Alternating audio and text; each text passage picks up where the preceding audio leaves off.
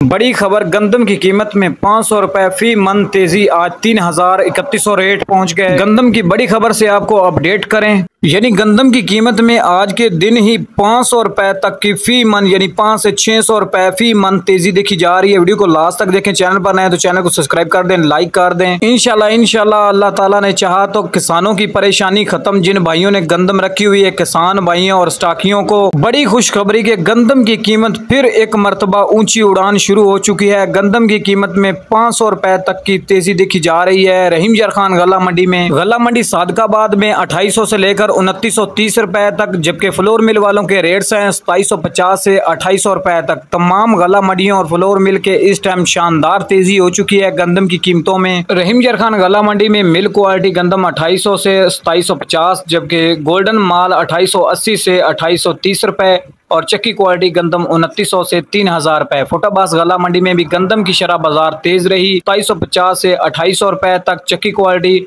और मिल क्वालिटी 2725 से 2675 रुपए। सिंध की बात करें तो सिंध मार्केट भी एक मरतबा फिर से तेजी का रुझान। हैदराबाद मार्केट गंदम 7700 से 7750 रुपए तक, जबकि जो आज से 2 रोज पहले 7000 से भी कम हो चुके से रेट।